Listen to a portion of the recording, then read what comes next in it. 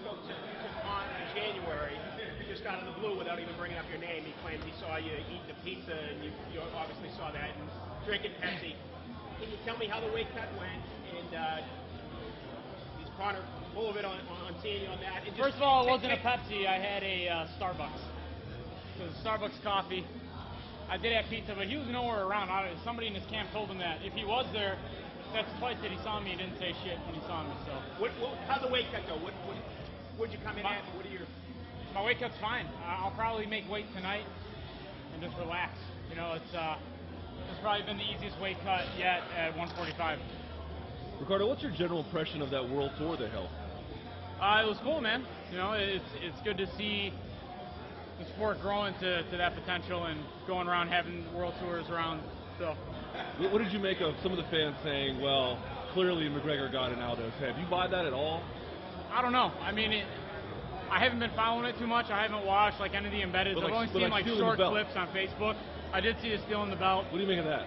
It's either going to work out in Conor's favor or it's going to be a huge mistake that he did all that. You know, we'll just have to see in July. What's your guess?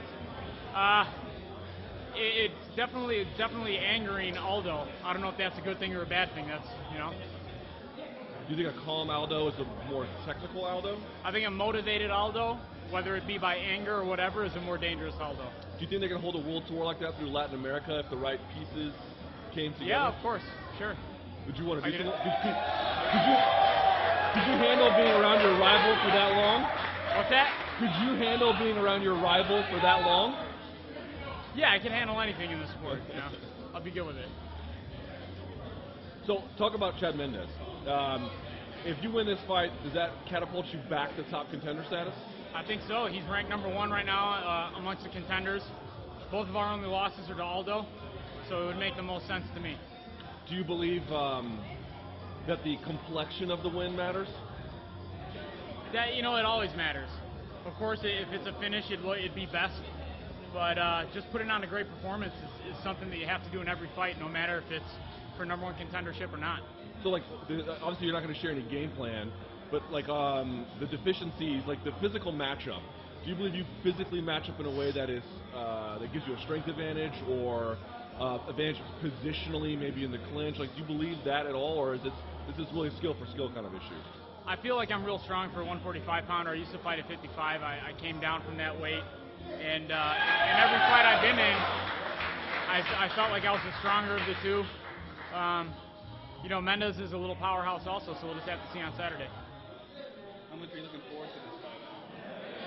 I'm looking forward to it a lot. Chad is a great fighter. I think he's going to bring the best out of me and vice versa. You know, I'm the type of fighter that kind of rises to the level of my opponent, so it's going to be a great fight. After you beat Mendes in Mexico, did you feel like you would get some caliber right after the fight against Mendes? Yeah, after Bermudez. Yeah. After Bermudez, I knew it was going to be one of two fighters. Either Frankie or Chad made the only sense to me. So when they came to me with Chad, I wasn't surprised at all. Are you surprised, like, how many of the questions about your division, like, you can't talk to a top featherweight now without talking about Conor McGregor? Do you find that weird at all? Annoying, yeah. Weird, like, not really. I mean, You think the questions are out of bounds? He's just been doing. No, nothing's out of bounds. It's he's just been making a spectacle of himself, and you know, got the attention that he wanted. Has he done a good thing for the featherweight division, in your opinion, by bringing all the attention, or is he just think he's annoying? I think some of the things that he does is bad for the sport. You know, like what? Like being unprofessional. We want to be a mainstream sport, and we want to be professional athletes. You don't see basketball players going up and stealing trophies away from other players and stuff like that. And is it WWE stuff? Or? Yeah, it is. It kind of is what he's doing. Yeah. Do you feel like you sunk to his level when you did the video, or is that just, you know, fighting fire with fire? No, it was fighting fire with fire. He said some stuff to me on Twitter, and so I just came back with the video. You know, just kind of give him a taste of his own medicine. In a weird way, do you have to become a fan of his for his fight in July if you win on Saturday? Do I have to become a fan of his? Of his. I mean, if you win on Saturday, he wins in July, it's almost got to be you next. Yeah, I'm hoping so. Whatever. I mean, whoever. In my eyes, if he wins against Aldo in July, there's probably going to be an automatic rematch, which will set all the other contenders aside for a while. Aldo's been champ for too long, and he's been too dominant to not have an automatic rematch. So it probably wouldn't work out too well for me if Conor won that fight. Okay. Is it weird at all fighting at 4 p.m. in the afternoon? No, I train all day long. I train in the morning, I train at night.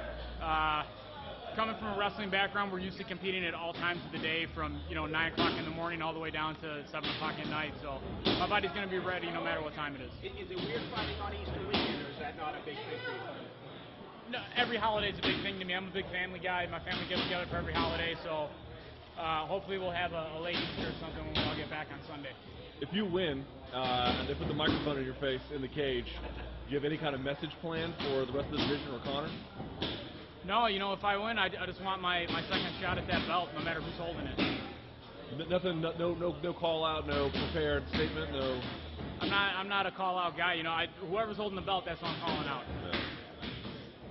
We saw you do some the affectionately known spinning shit in there. Is that a new part of your game, or is that? No, I've been doing that stuff. I've been doing that stuff ever since I started training MMA Masters in 2009.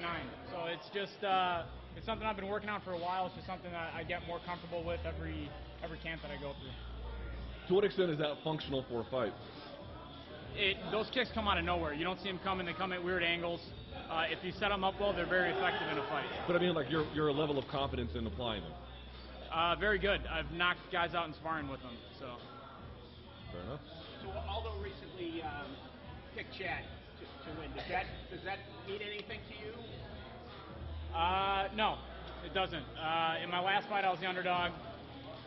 Probably in 95% of my fights, I've been the underdog. People, pick the other guy against me. It doesn't bother me at all. I know myself what I'm capable of, and that's all I need.